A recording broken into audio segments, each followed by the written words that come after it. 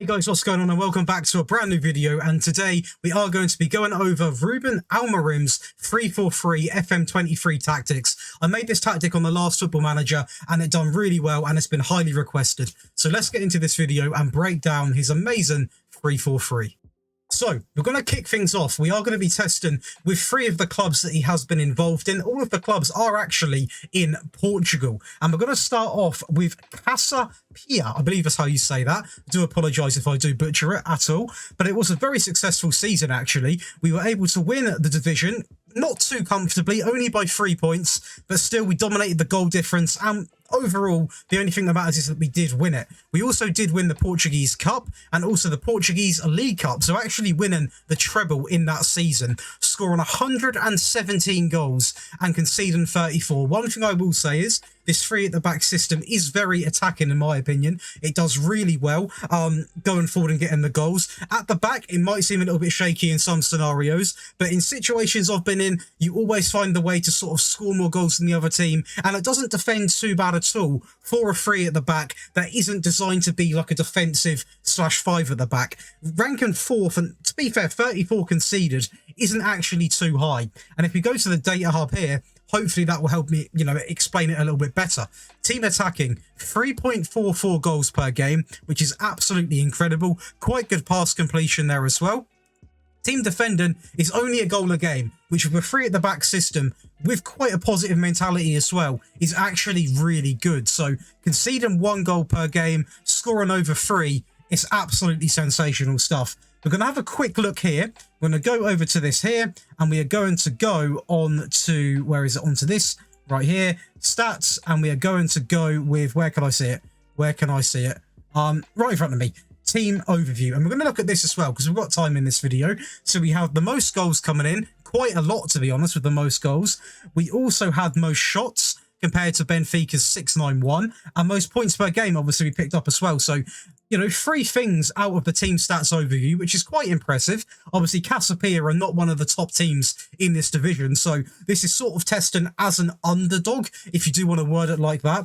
Probably the weakest side that we did actually test with, because the other 2 sides are going to be Braga and current side Sporting. So let's hop over to, let's do Braga next. We'll over to Braga and see how we done. So we're back, and this is going to be with Braga. Now, I do want to quickly say, the season still went well. We won the Portuguese division and we also won the Portuguese Cup. However, in this one, we didn't win the League Cup. We actually went out in the semis. We did play Sporting, which is probably the hardest team we could have faced.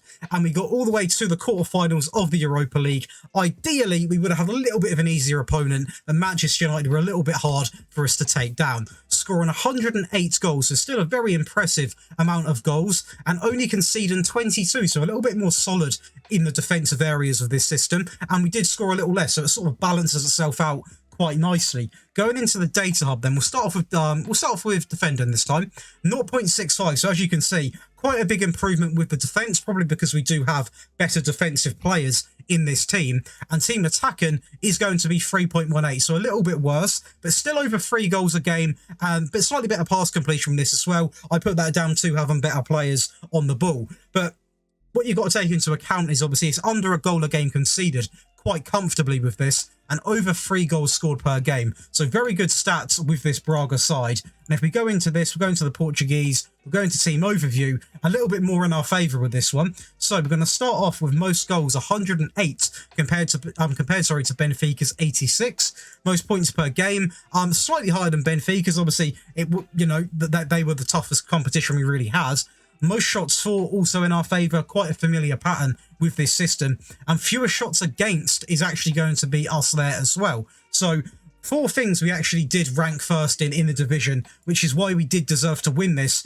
It was literally by a point. Benfica did put up one hell of a title charge as well, but we just about edged it and got the win. And that leaves us with 1 team, and that is going to be Sporting. So let's see how we done with them, and hopefully we can win the Portuguese League 3 times on the bounce.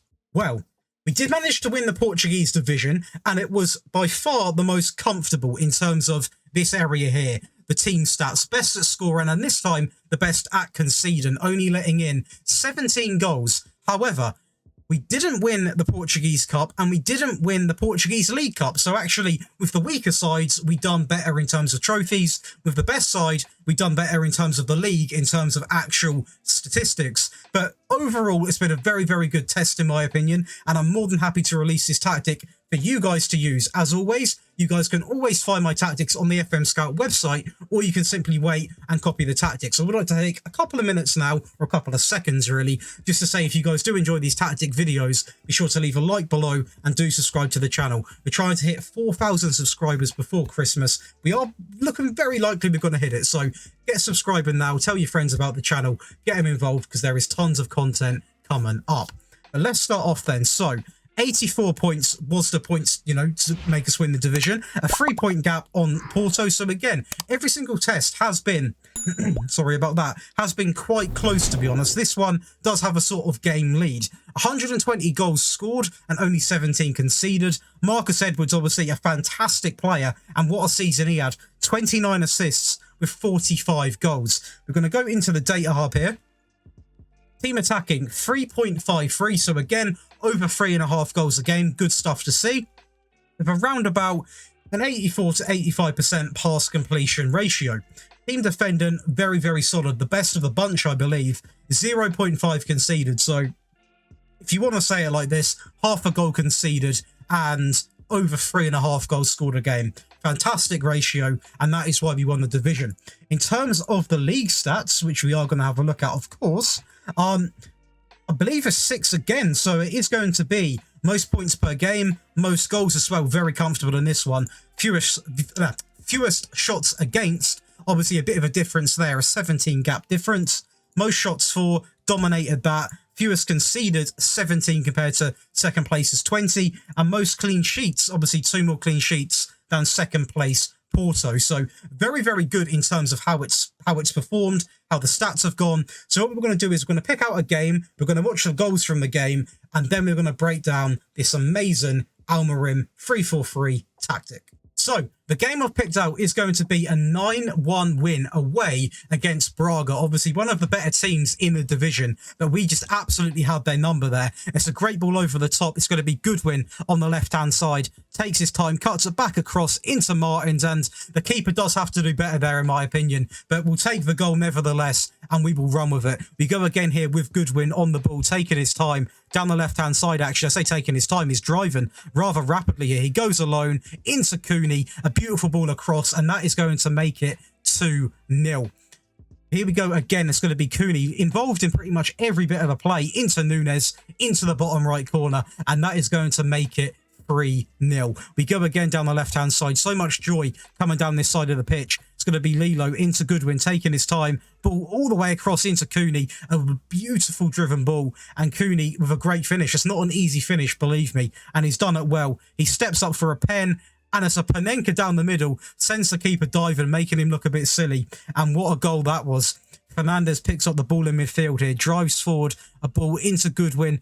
Driving right through the back line. And I would like to say this is with the updated match engine as well. This is with the patch, and we're still seeing quite, you know, defender should have really come across there, but we'll take the goal nevertheless, and it is going to be Goodwin picking up a fantastic goal.